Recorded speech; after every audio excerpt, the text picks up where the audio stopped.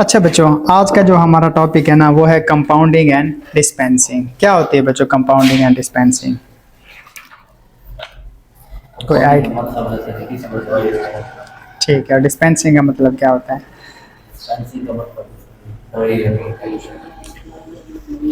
शाबाश। वैसे ना सादा अल्फाज में मैं कहूँ तो डिस्पेंसिंग का मतलब होता है कि आपके पास पर्ची आई है, ठीक है, और आपने उसको पेशेंट को जो जो पर्ची पे लिखा हुआ था ना, मतलब पर्ची बेसिकली क्या होती है, डॉक्टर की इंस्ट्रक्शन होती है ना, उस पे जो जो मेडिसिन लिखी हुई थी ना आपने उसको यानी कि उठा के आपने पेशेंट को दे दिया, तो इसको हम क्या कहते हैं? डिस्पेंसिंग कहते हैं। कंपाउंडिंग बेसिकली आ जाता है कि अक्सर चीज़ें ना अगर हम बड़ी फार्मेसी पे बच्चों काम करेंगे, ठीक है, तो क्या होगा कि आपको कुछ चीज़ें फौरी तौर पे बनानी पड़ जाती हैं। जैसे कि फॉर एग्जांपल के तौर पे एक पेशेंट आया है, अब हमारे पास जो टैबलेट आती है ना पैरास्टामोल की, वो कितने mg होती है? 500 mg होती है, ठीक है, लेकिन उसकी रिक्वायरमेंट कितनी थी? 400 mg थी या 300 mg थी या 600 mg थी।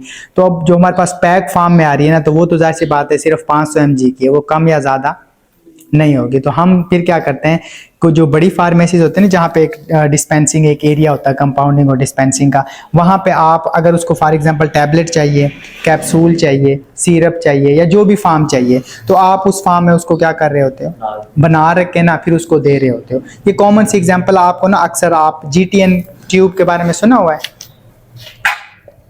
वो किसी को ना अगर हेमराइड्स वगैरह हों तो उसमें हम देते हैं 2%, ठीक है, किसी को बवासीर हेमराइड्स को कहते हैं, ठीक है, एनस एरिया में पेन हो ना, तो ये ट्यूब फार्म में नहीं मिलती, तो आप किसी बड़ी फार्मेसी पे जाओगे ना तो वो आपको उसी वक्त इसको कंपाउंड करके डिस्पेंस कर देंगे, ठीक है, या टाइम ले लेंगे यार आधे घंटे बाद आप इसको उठा के ले जाना, ठीक है। आज हमने इसी के बारे में पढ़ना है। सबसे पहले वो डिस्पेंसिंग है बच्चों, जिसमें एक इंडिविजुअल को कोई भी फार्मासिस्ट या फार्मेसी टेक्नीशियन का स्टूडेंट दवाइयाँ उठा के दे रहा होता है, तो इस अमल को हम बच्चों क्या कहते हैं? डिस्पेंसिंग कहते हैं, ठीक है। इसमें प्रॉपर बच्चों मेडिसिन की डिस्ट्रीब्यूशन होती है, क्योंकि आप पर्ची पे देखते हो ना तो काफ़ी टाइप की मेडिसिन उस पर लिखी हुई होती हैं, ठीक है। अब इसमें इसके लिए जाहिर सी बात है आपके पास प्रॉपर नॉलेज का होना भी बहुत ज़्यादा ज़रूरी है, ठीक है। जैसे कि अब इसमें आपको पता होना चाहिए कि जो मेडिसिन है ना उसमें कौन कौन से इंग्रेडिएंट हैं। हम एक फॉर एग्जांपल के तौर पे बात कर लेते हैं, हम चलो पैनाडोल की बात कर लेते हैं। पैनाडोल में बच्चों क्या क्या होता है? पैरास्टामोल, तो उसको API हो गया ना, बाकी चीज़ें क्या होती हैं बच्चे? एक्सीपिएंट होते हैं ना बाकी, मतलब उसमें आप बिंडर भी देखोगे, ठीक है, और काफ़ी सारी मतलब जो हम एक्सीपिएंट में सारी चीज़ें आ जाती हैं, वो सारी चीज़ें उसमें क्या होंगी? शामिल होंगी। और अक्सर टैबलेट में ना आपने देखा उसको बनाते वक्त ना उसमें लैक्टोज भी डाल रहे होते हैं। अब अगर एक बंदा है उसको लैक्टोज इंटॉलरेंस है, मतलब दूध से उसको क्या है? एलर्जी है, तो वो वाली टैबलेट फिर हम उसको नहीं दे सकते। या किसी को ग्लूटेन से एलर्जी है, तो गंदम वगैरह से, ठीक है, तो अक्सर हम जब कोई प्रिपरेशन करते हैं ना सिरप वगैरह या टैबलेट कैप्सूल की, तो हम ग्लूटेन उसमें डाल रहे होते हैं, ठीक है, तो वो फिर चीज़ें आपने उसको नहीं देनी। या फॉर एग्जांपल के तौर पे किसी इंसान को किसी एक्सीपिएंट से या जो API है उससे एलर्जी है, ठीक है, आप पूछ लोगे, वैसे डॉक्टर का काम होता है लेकिन फार्मासिस्ट भी पूछ सकता है, अगर उस चीज़ से एलर्जी है तो और वो वाला कंपोनेंट आपकी मेडिसिन में मौजूद है तो हम वो उसको नहीं देंगे, क्योंकि देंगे तो उसको फिर क्या होगा बच्चों? एलर्जी हो जाएगी। दूसरे नंबर पे बच्चों प्रिंसिपल ऑफ कंपाउंडिंग आपको पता होना चाहिए कि क्या क्या प्रिंसिपल्स हैं। इसमें ये आ जाती है ना कि सिरप बनाना है तो कितने % रेशो होनी चाहिए, वो आप हमने पीछे पढ़ा था कि BP इतना होना चाहिए, USP इतना होना चाहिए, वो लास्ट हमने सिरप उसमें पढ़ा था। उसके बाद बच्चों डोजेज है। अब डोजेज में क्या आ जाता है? सिरप हैं, कैप्सूल्स हैं, इंजेक्शन, ये जो डोजेज फार्म होती है ना उस हिसाब से हमने उसको क्या करना होता है। अब फॉर एग्जांपल के तौर पे एक जो बच्चा है ना उसकी उम्र 4-5 साल है, तो हम उसको टैबलेट तो नहीं दे सकते क्योंकि उसको फिर मसाइल हो सकते हैं, तो हम उसको क्या ज़्यादा प्रेफर करते हैं। लेकिन अगर आपके पास अब जिस तरह लोप्रामाइड है वो उसमें सिरप फार्म में नहीं है, तो आप उसको फिर क्या करके दोगे?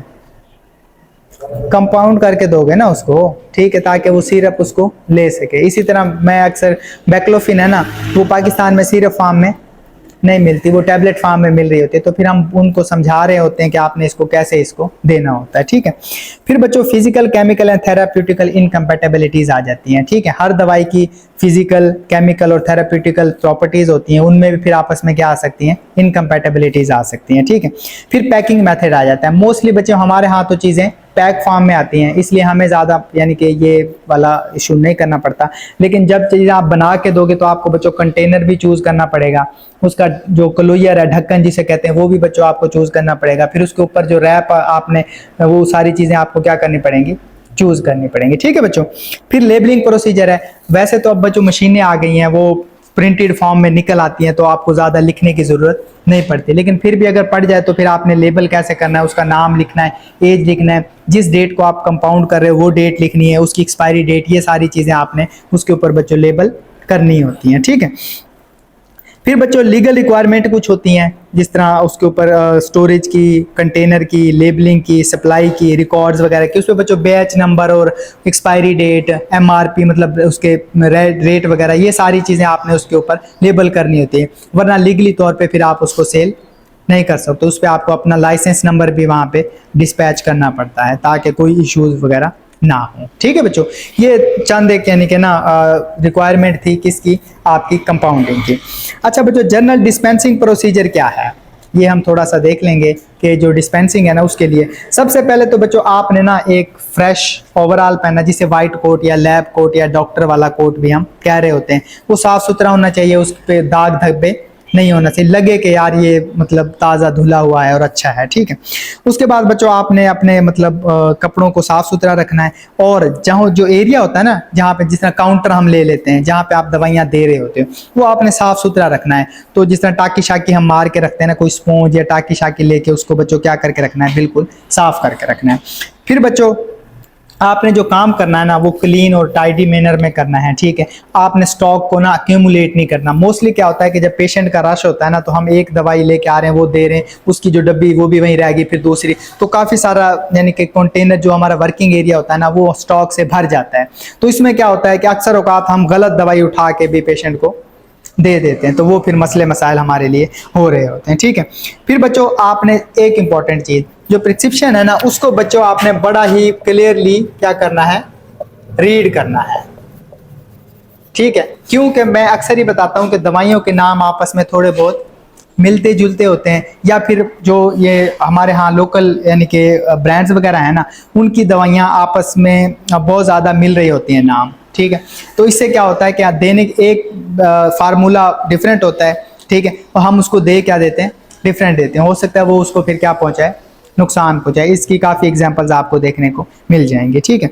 फिर बच्चों जो नेसेसरी है, आपने फार्मूला, प्रिपरेशन, ये सारा कुछ इन्फॉर्मेशन, अब तो वैसे बच्चों ऐप आ गई है, आप अपने मोबाइल में ना पाकिस्तान फार्मापीडिया के नाम से ऐप है, उससे आप यानी कि ना यानी एक अगर किसी भी जेनरिक नेम डालोगे ना, तो उसके सारे ब्रांड आ जाएंगे। अक्सर पेशेंट आपके पास ये डिमांड कर रहे होते हैं, हमें यही वाली, मतलब आपको दवाई की कोई क्या कहते हैं पत्ता दिखाएंगे, या वो कहेंगे हमें यही वाली चाहिए, तो आप उनको ये समझा सकते हैं तो ये वाली हमारे पास फिलहाल अवेलेबल नहीं है, हम क्या कर सकते हैं, इससे अच्छी, इसके अल्टरनेट हम आपको क्या कर सकते हैं, प्रोवाइड कर सकते हैं। ठीक है।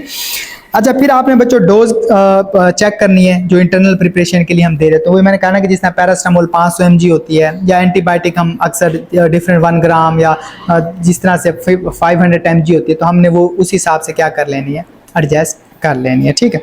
फिर आपने देखना है कि बच्चों दवाइयों के दरमियान कोई इनकम्पेटेबिलिटी तो नहीं है। ये कैसे हो सकती है, देखो बच्चे, जिस तरह विटामिन के या ट्रांजामीन जो होता है ना, उसका काम है ब्लड को क्लॉट करवाना। क्या करवाना बच्चों, ब्लड को क्लॉट करवाना। लेकिन एस्पिरिन का क्या काम है, ब्लड को पतला करना। तो ये एक दूसरे के खिलाफ काम कर रही हैं, ये एक दूसरे के लिए इनकम्पैटिबल नहीं है। और भी काफ़ी सारी चीज़ें आती है, जिस तरह फॉर एग्जांपल आप अगर किसी भी इंसान है ना, उसको आप आयरन की टैबलेट या सिरप दे रहे हो, और वो साथ में चाय भी पी रहा है, तो चाय आयरन को ऑब्जॉर्व नहीं, यानी वो एक दूसरे के लिए कंपैटिबल नहीं है। ऐसे बहुत सारी एग्जांपल आपको देखने को मिल जाएंगी। तो ये आपने ना दवाइयाँ देते वक्त, क्योंकि ये आपका नॉलेज होना चाहिए, ये चीज़ें आपने उसको बतानी है, पेशेंट को बतानी है। हो सकता है डॉक्टर से लिखने में गलती हो गई हो, तो आप उसको इन चीज़ों को क्या कर सकते हो बच्चों, करेक्ट कर सकते हो। ठीक है। फिर बच्चों स्टोरेज कंडीशन, अब आपने देखा होगा ना, मैक्सिमम दवाइयों पे लिख रहा होता है कि ये आपने 25 जो डिग्री सेंटीग्रेड है ना, उसके अंदर रखनी है, फिर रूम टेम्परेचर इतना होता है। लेकिन अक्सर दवाइयाँ ऐसी भी हैं जिनके लिए हमें 4, 5 इस तरह से टेम्परेचर चाहिए, या माइनस में भी हमें टेम्परेचर चाहिए, तो फिर हम उसको कहाँ रख रहे होते हैं, फ्रीजर में रख रहे होते हैं। पेशेंट को भी क्या कहेंगे, क्या आपने इस्तेमाल करने के बाद इसको कहाँ रख लेना है, फ्रीजर में रख लेना है। जिस तरह टेटनस का इंजेक्शन है, आपको पता है वो कहाँ रखा जाता है, फ्रिज में रखा जाता है, वरना वो क्या हो जाता है, खराब हो जाता है। इस तरह और भी आपको जो, क्योंकि हम जब हम पढ़ते हैं ना, हमें पता होता है ये वाली जो हम इसमें चीज़ें डाल रहे हैं ये इस टेम्परेचर पे तो स्टेबल रहेंगी, इसके बाद स्टेबल बच्चों नहीं रहेंगे, ठीक है। फिर बच्चों हम आ जाते हैं वही, आपने कैलकुलेशन चेक कर लेनी है। इसमें ये देखो ना, अब फॉर एग्जांपल एक दवाई सुबह शाम लेनी है, 5 दिन के, तो कितनी टैबलेट देंगे हम, 10 टैबलेट देंगे ना। इसी तरह अगर फॉर एग्जांपल एक दवाई या कैप्सूल है कोई सुबह दोपहर शाम देना है और वो 10 दिन का है, तो हम कितना देंगे, फिर 30 देंगे। तो ये आपने क्या कर लेनी है, कैलकुलेशन कर लेनी, ताकि देखो ना जो पेशेंट होता है ना उसको ज्यादा चीजों का पता नहीं होता, ठीक है, और नॉलेज भी नहीं होता। तो अक्सर क्या होता है, अगर आप एक दवाई कम दे देते हो ना, तो वो कंफ्यूज हो जाता है कि ये तो इतनी है, ये तो इतनी है। तो आपकी कैलकुलेशन फिर थोड़ा सा इसमें क्या कर रही होती है, मसला क्रिएट कर रही होती है, ठीक है। फिर बच्चों वही आपने कंटेनर और क्लियर चूज करना है जब आप चीज़ों को कंपाउंड कर रहे होगे, ठीक है। और फिर आपको लेबल कर लेना, लेबल की रिक्वायरमेंट मैंने आप लोगों को बताया है।